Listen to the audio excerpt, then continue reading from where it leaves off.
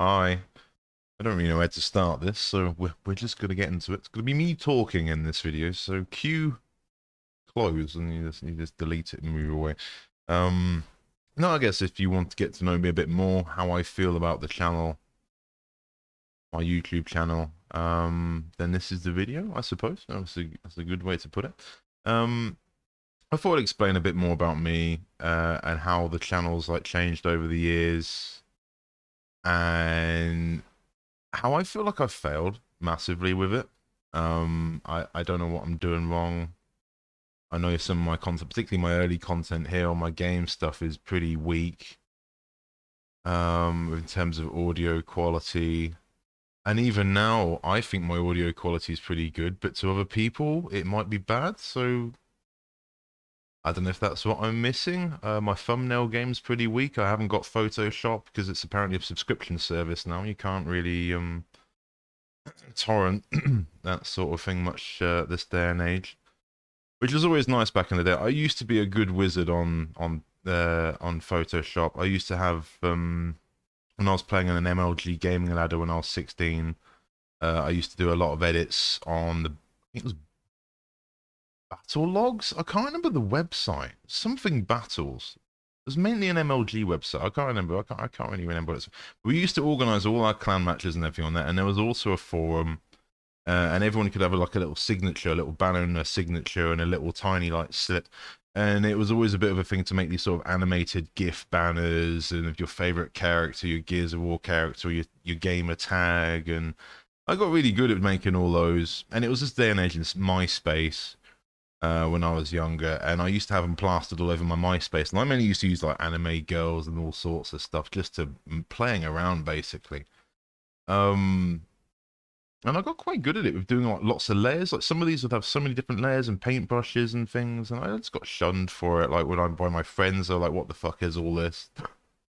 What is this?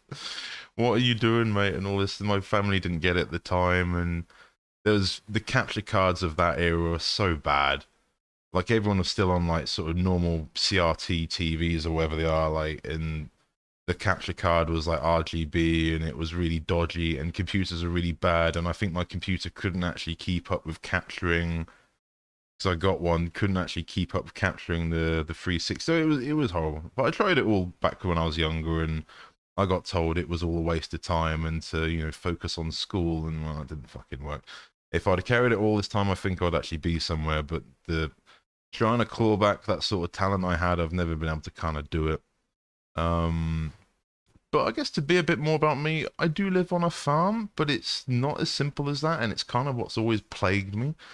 My mum's been massively ill before I was born, with a head injury of a brain tumor, and I got to understand this is all quite uncomfortable for me to even talk about on camera. And throughout my entire life, I've been sort of brought up as sort of normal until I was about 11 years old, and then my mum went terribly ill, had a massive brain aneurysm, and a seizure, and ended up being paralyzed down her left-hand side of her body.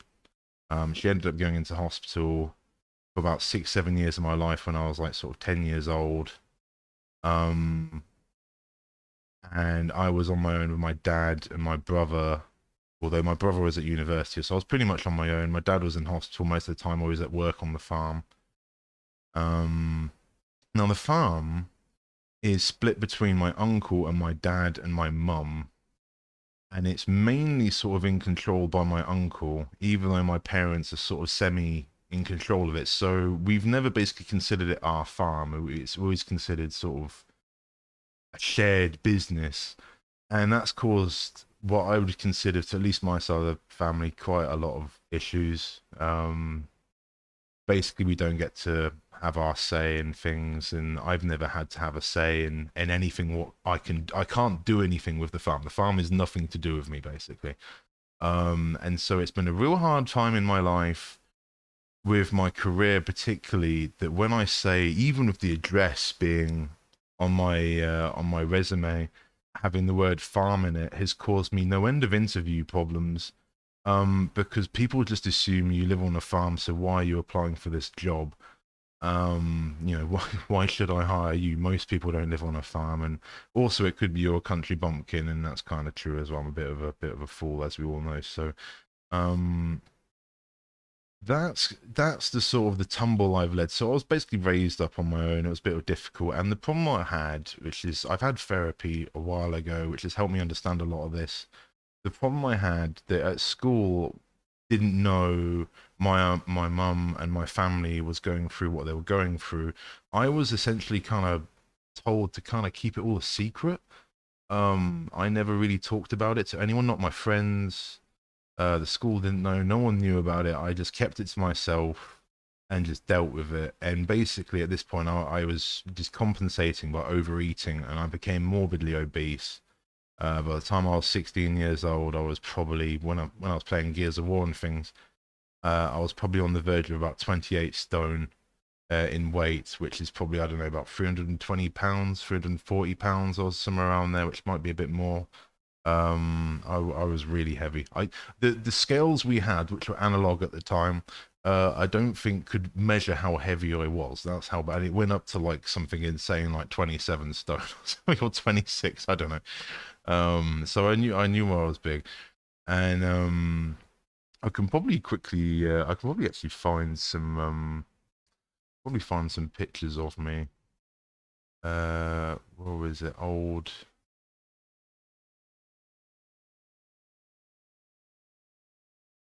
This is the nice thing with this computer. I've been able to sort of back things up. Desktop cleanup.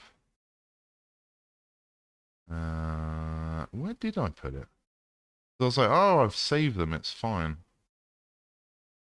We have the embarrassing photos. Backup assisting.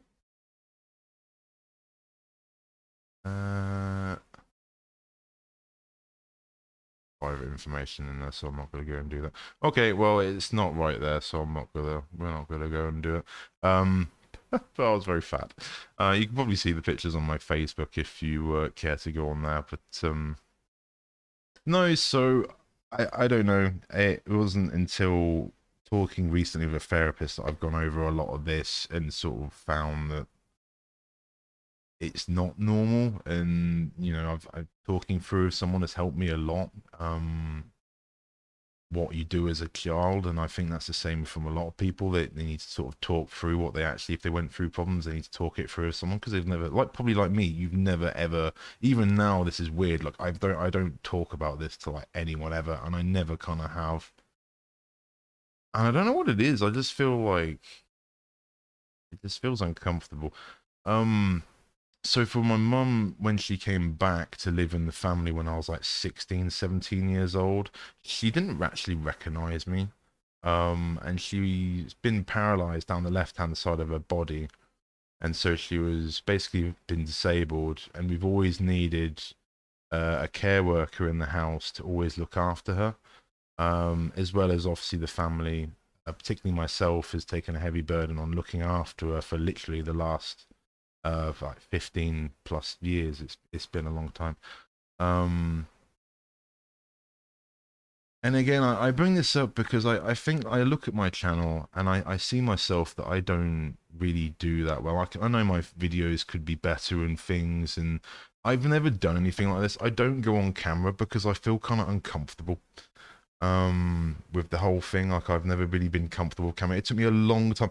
Like the videos I initially did, and the reason that I know a lot of my viewers and people still subscribe is because I will still do car content.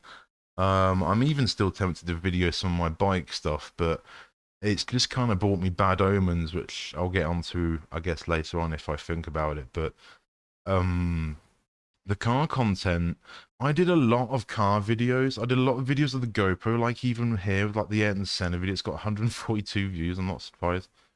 But I did a lot of videos like that because I couldn't get used to my voice on camera. It felt really uncomfortable to me. It was really awkward to hear myself, let alone to see myself.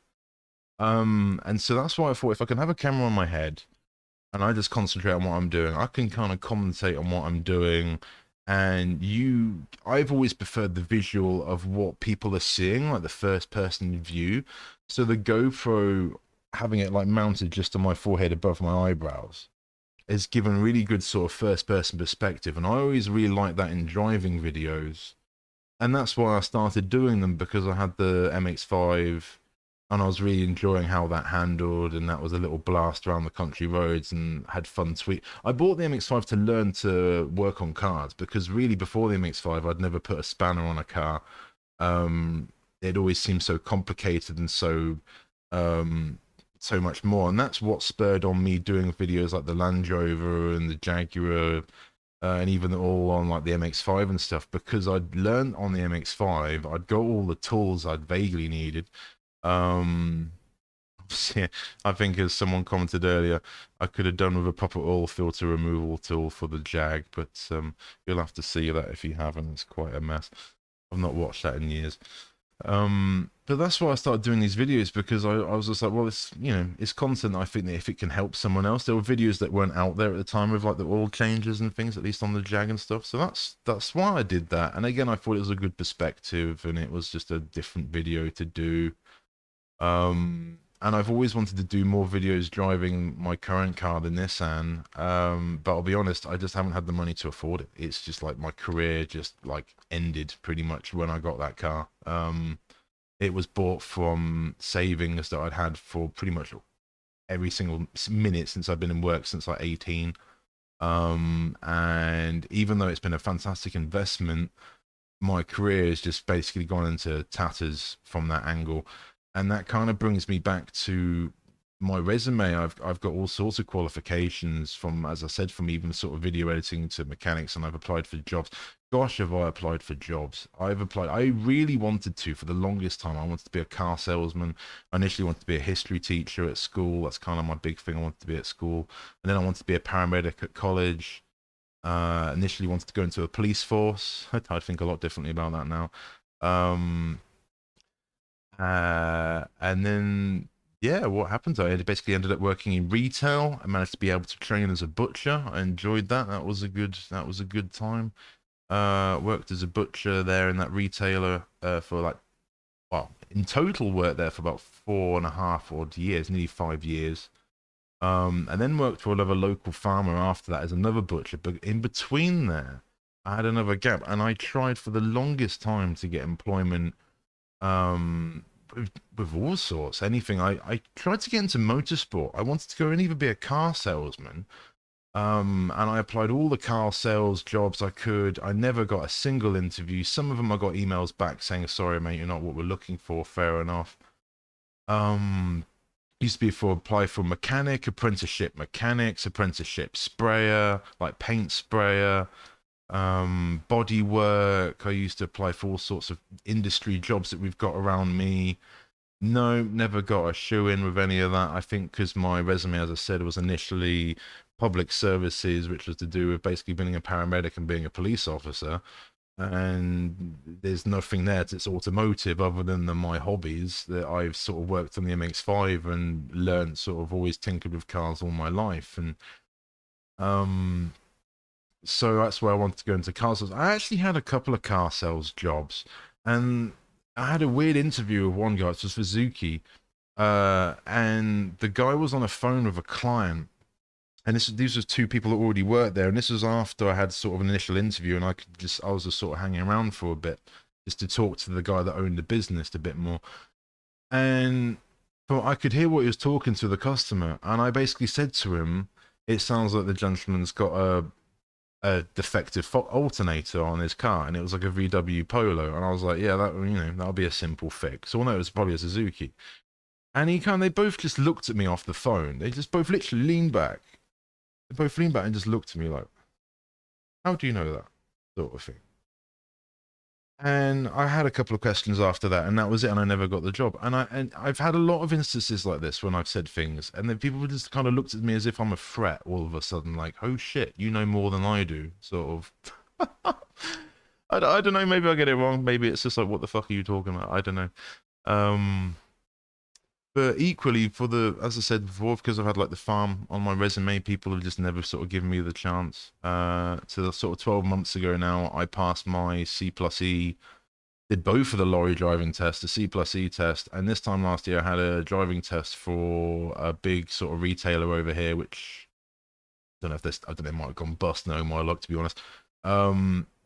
And there was the tiniest roundabout coming back into the depot. We had to have a little test. I got basically a shoe-in for this job. It would have been my first driving job, and no one wants to hire a new driver, which I'll get into in a minute, which has been utterly destroying for me.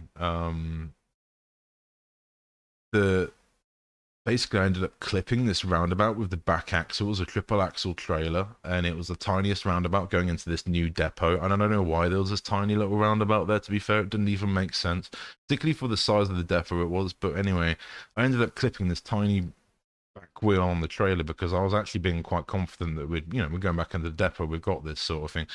And it didn't even go up on the curb. It just literally brushed the side of it, and I instantly failed for that. And the guy went on holiday, and just basically pissed me off. Completely wasted my time, wasted his time, or whatever else. And from there, we had the COVID and everything happened, the lockdown, and agencies all pretty much shut down, to the point now that any job that's going is not a career, it's just people need last minute drivers, can you do it? And I'll be honest with you, that kind of terrifies me. Just because I don't feel confident. I've almost sort of need the idea that I haven't done delivery work before, and this would be the problem. I guess if I'd done like van delivery work for years, to go and jump into a sort of class 2 lorry and go and smashing it around would be fine. But no, I don't know. I kind of need to see how the role goes out. I don't know anyone in the industry to even know what is expected, and it would be very. I basically got told by at least one of the agencies that I'd at least have an introduction to the lorry and the business and what my role would be. But a lot of the jobs that I get, or at least get sent, that I'd be applying and doing, I'd literally be the last minute driver they need.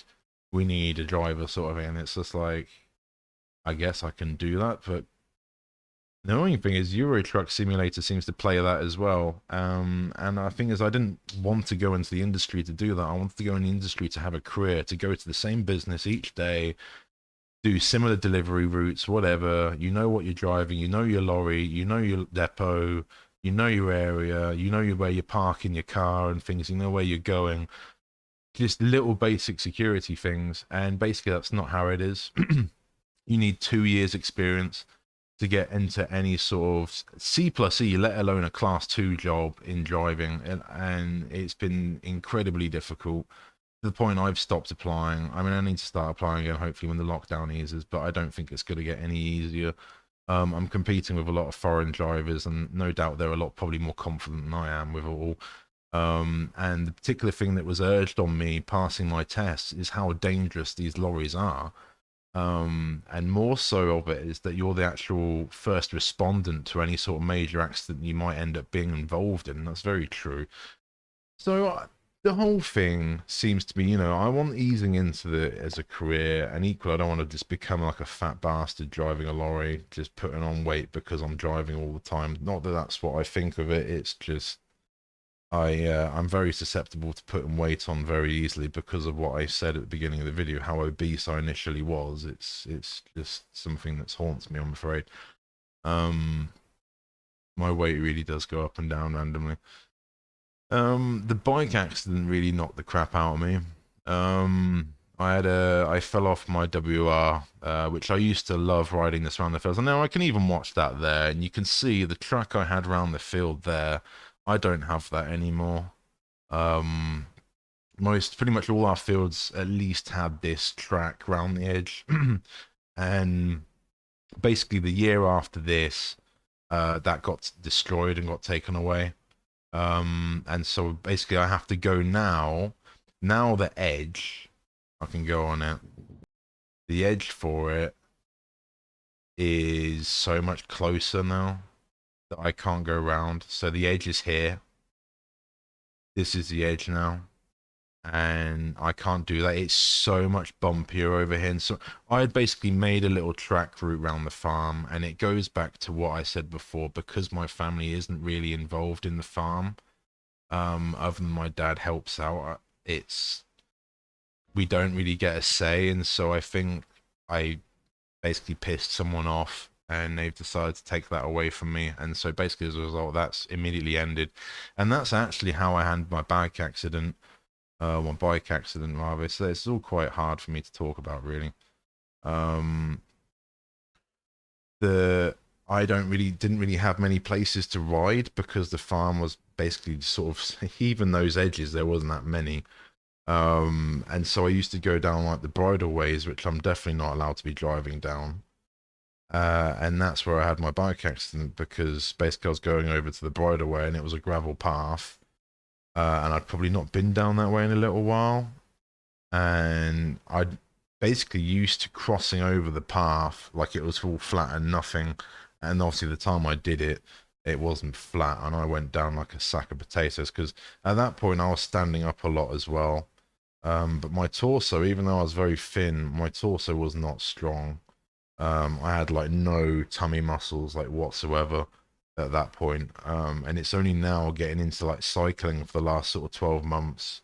And I do ride my YZ, but I really don't ride my Yamaha as much as I do. Just mainly because I can't really afford to fix it if I break it, which hopefully shouldn't be a problem.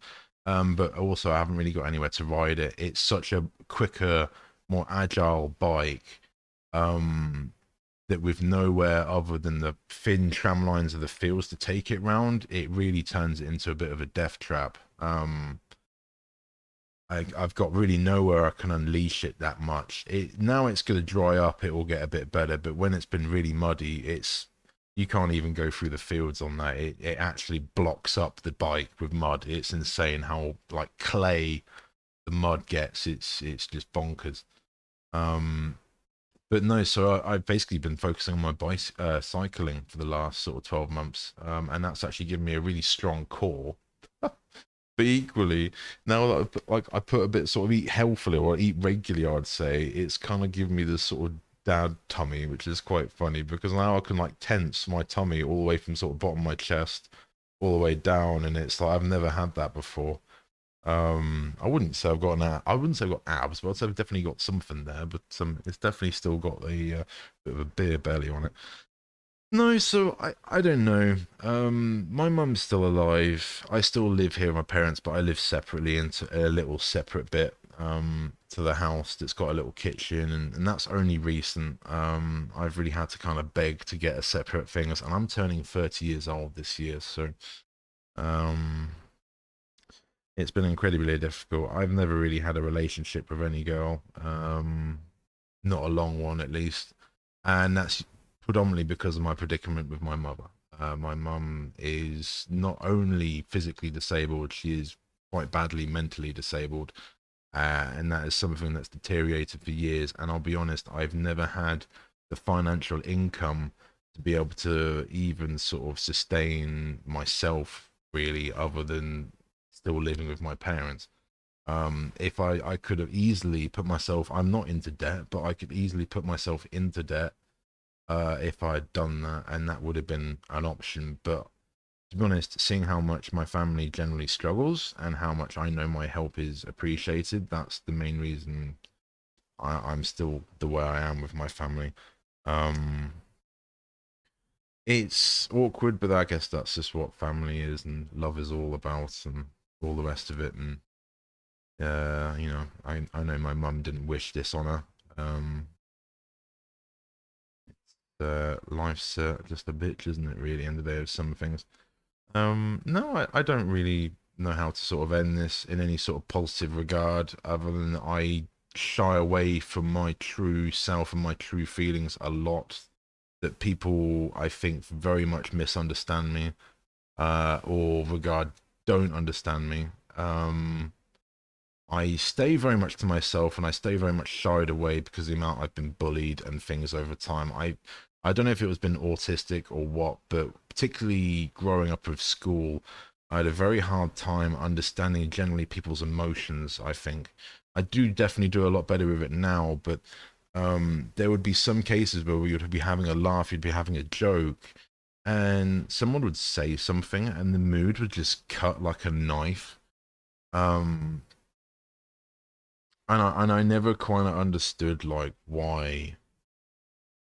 what created that sort of instant drama sort of thing. Why did that happen? But um No, I don't know. I don't know if it's basically I you know I probably got bullied unnecessarily, but I think this is all part of just how I've been brought up. I'm afraid it's weird old place really. Um, yeah, I don't know. Feel free to comment. I don't know. This is definitely random. I basically thought I've always liked playing video games. I've always had a passion, but since I've been working as a butcher and in retail for the last like 10 odd years, admittedly, I've not been working for the last year, but I'll be honest, it's been such a much needed blissful break. I couldn't, I just couldn't. I don't know. It's surreal, but I'm been hugely grateful. If I'm perfectly honest, it's been nice. Um, Because it's like, because we're talking to my friends when we were just working our asses off like a year or so ago, and it's like, what's going to happen? We're just like, well, I'm sitting there going, I don't know, because houses are getting more expensive. We're getting pushed out of the market, even though our income is still income. It's not enough to make a living, or let alone, as I say, move out from my parents. And so it's like, what's this? Something's got to give. Like, something's got to, something's got to break before it has. And COVID's kind of happened. I'd say that's for a reason. It's because the economy's fucking shit. But particularly for people my age. If you've already got assets, lucky you. But generally, I'm very fortunate. I've got the Sylvia, I've got the bike, but that is all I've got, and my computer and the sofa I'm sitting on, plant in the background. You know what I mean? My bed. Fortunate to have a roof over my head. My parents pay for that. If I didn't have that, I'd be living in a car. And I said this before that if I didn't have, if you weren't sustaining me here like this was, I'd probably be living in a van or something. I don't know. Because I don't think I've ever earned enough to even buy a third of a house in my entire career of like working in retail. Um, it's been extremely difficult. And the thing is, when I was at school, they told you it was going to get easy. You work hard, and I always worked hard in my jobs. I always put the extra effort in.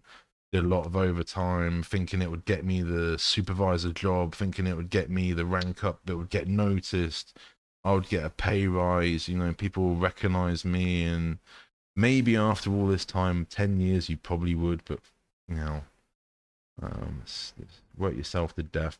So something I'm starting is I'm generally currently now mining with this computer, which seems to tick over quite nicely. And I actually look at the idea of crypto and where it's going. Um, I guess the only thing I don't really like about it is what it's mostly associated with, and that's on like sort of the black market of things. Um, that is a bit kind of scary. The idea that it is kind of more almost eliciting like a legal trade, but whatever. But I'm gonna look at probably getting building a miner, and I'll have a video up soon of that, of when I'll get that up and running. Only thing I'm really missing now is getting a power unit for it and getting a graphics card for it. And I'm looking at either another 1660 Super or a 1070. I think the 1070 will be easier to get hold of over here at the minute, so it'll probably be one of those. But it'll be a little while till I get that. But no, that'll be a fun little video. I'll be enjoying doing some more sort of Bitcoin videos. As for like the game videos, going back to that, I really basically enjoyed games. But for working for the last few years, I've never got to play games. I kind of would play Battlefield maybe once every few months for a few hours, paying for Xbox Live for 12 months, but I'd only play it for a few years. And I love games, but generally with work, man, you don't have time for games. At least I don't. I've got too much stress usually about the day tomorrow and the day after and what's happening at work and stuff to sit here and relax and play a game or at least forget about stuff. Usually that's by that time I'm too tired and you're going to bed. You've had your dinner, you go to bed, you got to go to work, and it's these games just go out the window. So that's why I've done this. And I know I've lost a lot of subscribers. If anything, I've lost more subscribers than I've gained doing this. I've just thought I've always appreciated PewDiePie and a few other YouTubers, and I always just wanted to do videos like them they were doing in 2012, 2010, whatever it was. And I found it vastly entertaining, and how seeing other YouTubers have done this and taken off. And I just thought, well, it's I've been told before you should be a YouTuber and you should give it a go. Bearing in mind, I've only done this on a budget. Like, I haven't been that guy that's gone and thrown anything together. I couldn't afford the computer. The computer was thankfully a Christmas gift from my parents. Otherwise, I would never be able to afford, at least at the minute, something like that, unless I sold the car. Um, or go and work for Domino's Pizza or something, essentially, and work my ass off for a fucking couple of what to get that? Probably up 3 or 4 months to get that from Domino's, working at someone like Domino's. Great job. Um, not hating, just reality of things. After taxes and everything else. Um, fuel, all the rest of it that comes into it.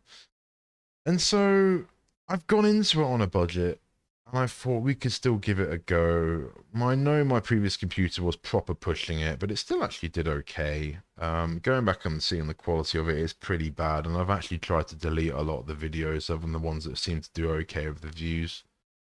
I've not really tried streaming with this computer since. I know this is a better streaming computer, but I've tried to focus more on content. And I guess content that I thought was watchable just really isn't, because I get like I did this Gears like video and they got like 10 when they came out, and then that's it. And I'm sure I've got some very loyal viewers which are probably watching this but hearing me sob. Thank you very much. Um the that's that's you guys, and I appreciate it a lot. It means a lot. I just always find it weird that these car videos, I would upload them, and some of them would get like 10 views, 50 views, 100 views, 15 views a day average. Some of these have done quite good for the years. They got a couple of thousand views in that time. And I'm like, that's pretty good. That's kind of all I'm asking for with some of it. But it's like I've got these Switch videos from a while ago. I know they were just clips, but you can just upload something and it gets like 10 views and then that's it. And you just think, what happens to it? What happens to that? Is it just buried in the bottom of the pile of someone types that something related to it in, and YouTube just decides to offer like the video at the top with 31 million views that everybody clicks on? It's got no, I guess it's advertisement, I suppose, as well, isn't it? I lost my monetization. I was monetized a few years ago when I was doing these videos, and they changed the rules. They took it away from me. I think I at least had about £50 in my AdSense account, and particularly this the Honda Civic video has done quite well at that point, and even then that got a serious amount of views before I even monetized it. But after I didn't realize they took it away, of course, because I wasn't doing really any content for years. It's only when I came back to it that I realized that they'd taken basically my monetization away, and the rules had changed, and you now need 1,000 subscribers and I think an average viewer rate, and only if they say so will they make you a partner, or will they basically help you, I think, and it or give you monetization essentially. And if that's going by the record, if I was to even get 1,000 subs and apply now for it, my viewer rate's so bad on these videos I've been producing the last 2-3 months that they would only look at these videos from the bottom here that are carrying the channel, and they would go, well, your content's extremely different to what you're doing now, and they probably wouldn't give it to me.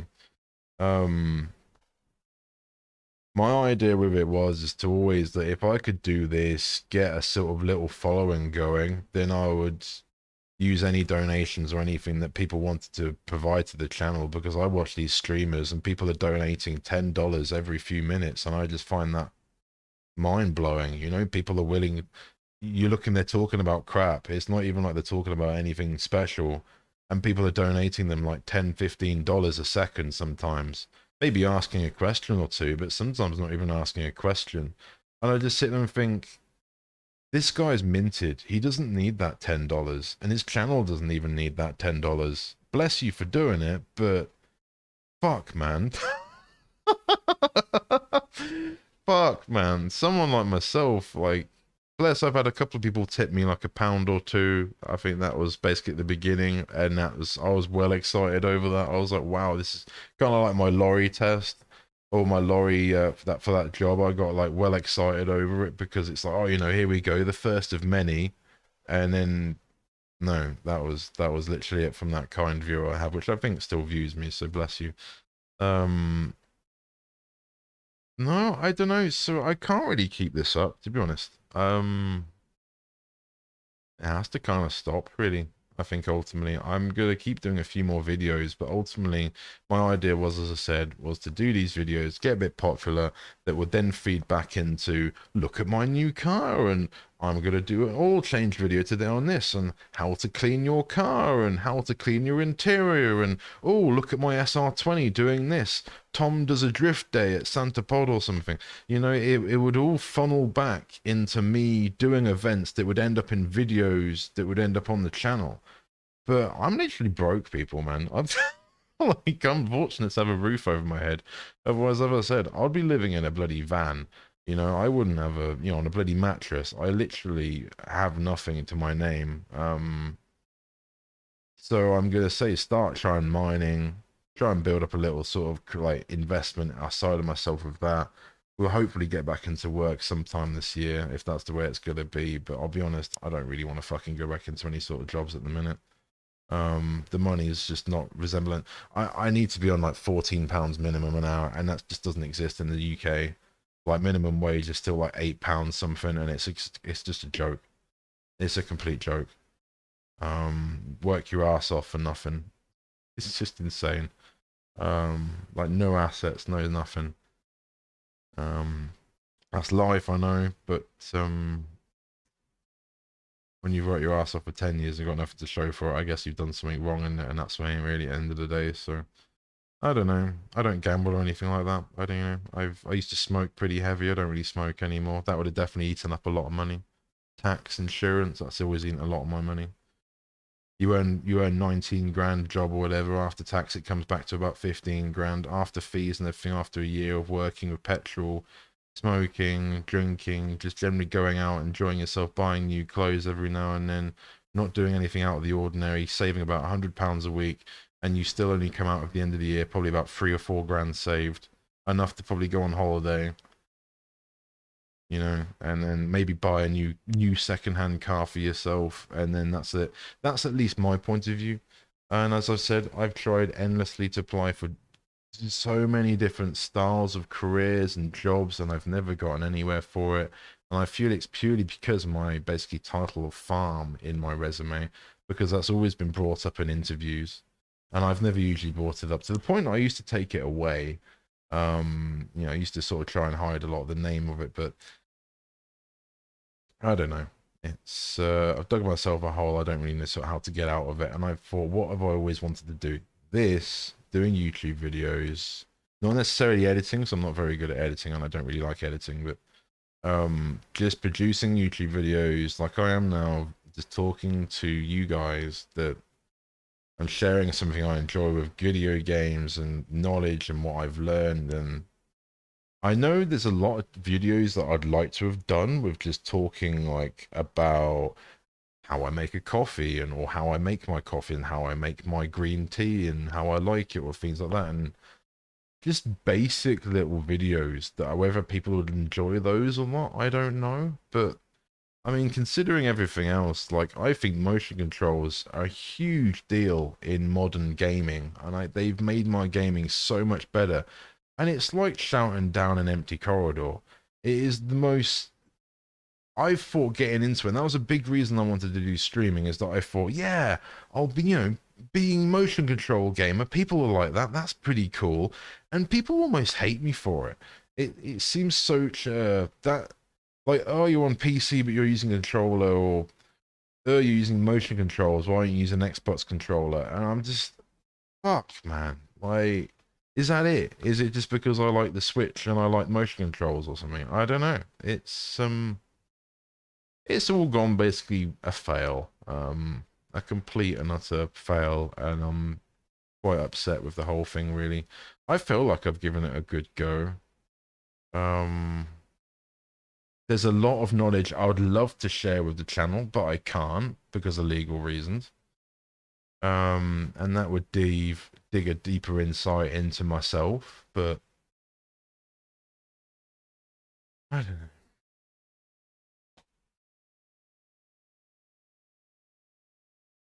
Hi.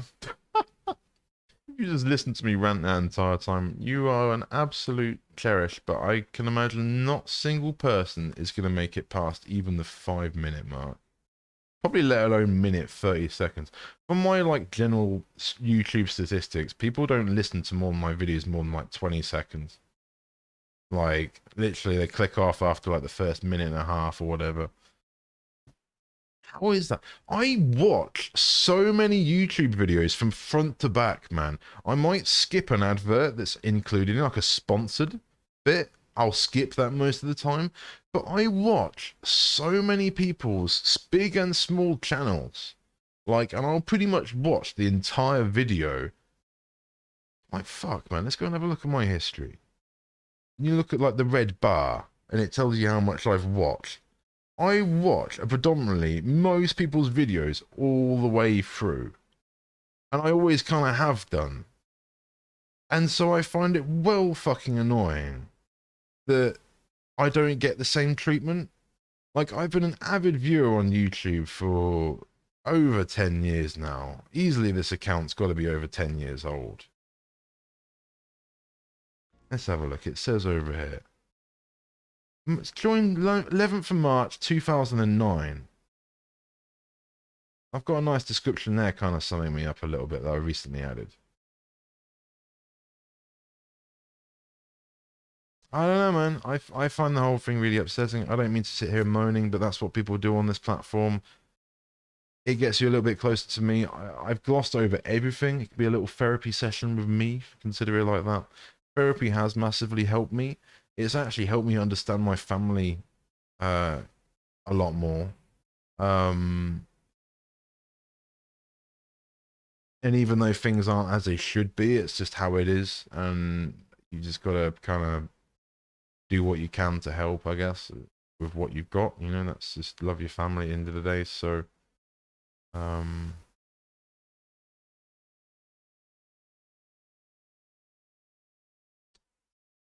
I say it goes a lot deeper into what I said, but we've glossed over enough that you should get an idea at least. It's not easy.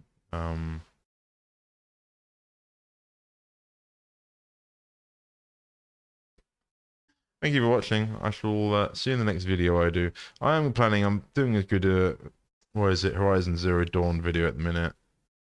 So I could do videos for the Switch, but no one watches them. Like, I love the Switch, but I'm probably going to sell it, because no one fucking watches the videos. It's pointless. What's the point doing it if no one watches it, eh?